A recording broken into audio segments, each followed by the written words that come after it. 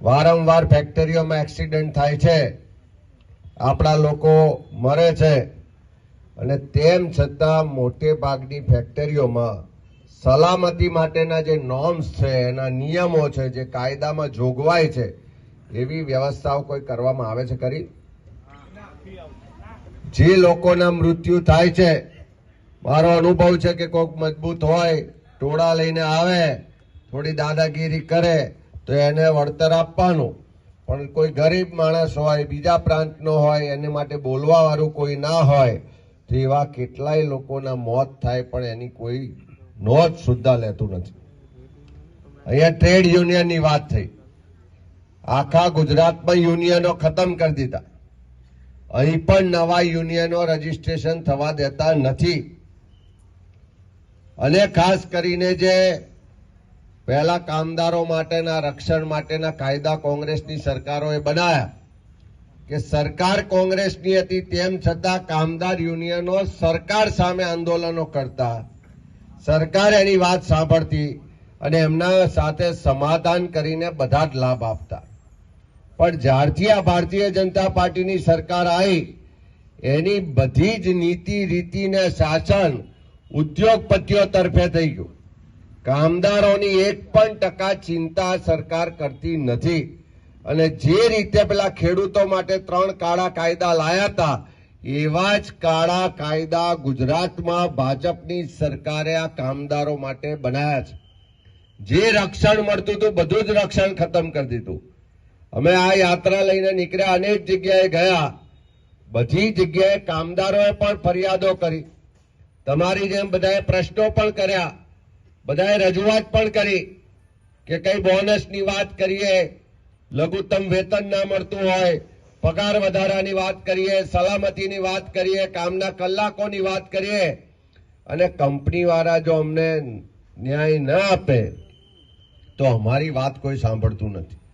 અને આંદોલન કરવા જઈએ તો કાં તો ભાજપના નેતાઓને આગળ કરે છે, જે લોકો દર મહિને પૈસાનો હપ્તો લે છે એવા ભાજપના નેતાઓ કંપનીઓના વકીલ બનીને એની વકીલાત કરવા આવે છે. સાચી વાત ને? અને એ જ રીતે પોલીસ પણ જયારે કામદારો આંદોલન કરતી હોય ત્યારે કંપનીઓ વાળા જોડથી પૈસા લઈને લોકોને ડરાવે છે, દબાવે છે. થાય છે કે નહીં એવું? આ તમારા મંજુસરમાં, સાવલીમાં થાય છે એવું નહીં, આખા ગુજરાતમાં થાય છે. પણ એટલા માટે થાય છે કે કામદારો સંગઠિત નથી.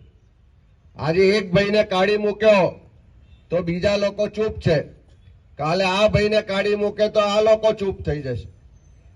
જુદા જુદા વેચાઈ જઈએ છે એટલે તાકાત નથી થતી. જેમાં 5 આંગળીઓ છૂટી છૂટી હોય તો એની કોઈ તાકાત નથી, પણ 5 આંગળીઓ ભેગી થઈને મુક્કો બને તો ભલભલાય એનાથી બીવું પડે કે નહીં?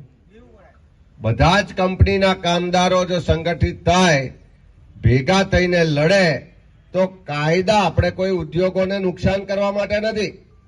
કોંગ્રેસે પણ હંમેશા ઉદ્યોગપતિઓને, ઉદ્યોગોને એના વિકાસ માટે યોજનાકીય રીતે, કાયદાકીય રીતે મદદ કરી જ છે.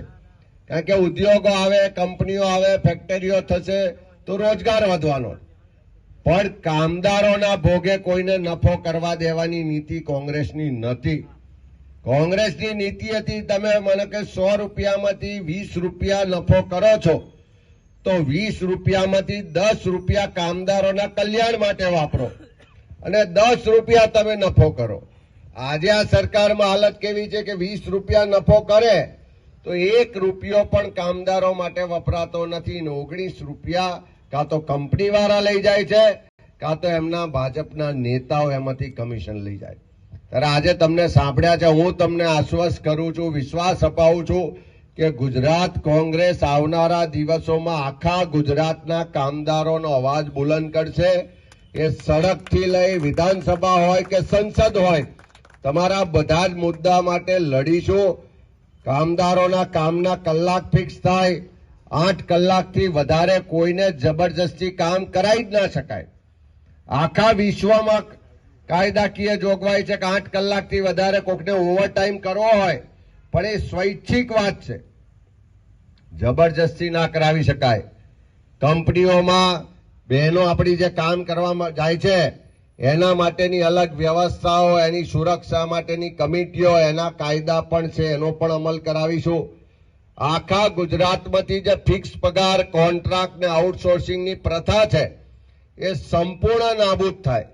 કંપનીઓમાં પણ કાયમી નોકરી મળે, સરકારની ખાલી જગ્યાઓમાં પણ કાયમી નોકરી મળે અને આ ફિક્સ પગાર ને કોન્ટ્રાક્ટથી જે શોષણ થાય છે એ સંપૂર્ણ બંધ થાય. એ કોંગ્રેસ પાર્ટીનો આ યાત્રાના માધ્યમથી સંકલ્પ પણ છે અને ગુજરાતના યુવાનો માટે સંદેશો પણ છે.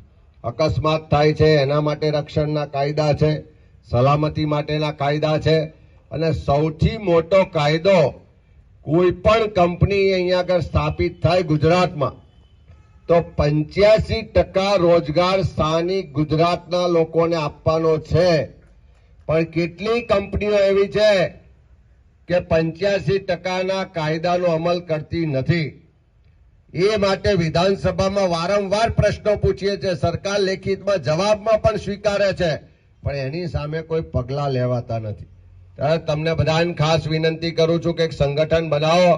થોડા દિવસમાં હું પાર્ટી તરફથી આગેવાનોને મોકલીશ, તમારી સાથે બેસી અને અસંગઠિત કામદારો માટેનું એક સંગઠન બનાવીશું અને તમારા કોઈ પણ પ્રશ્નો હોય તો એમાં કોર્ટમાં લડવાનું થાય, એના માટે સરકારમાં લડવાનું થાય, એના માટે વિધાનસભામાં કે સંસદમાં બોલવાનું થાય કે સડક પર ઉતરીને આંદોલન કરવાનું થાય. આ કામદારો માટે કોંગ્રેસ પાર્ટી લડશે.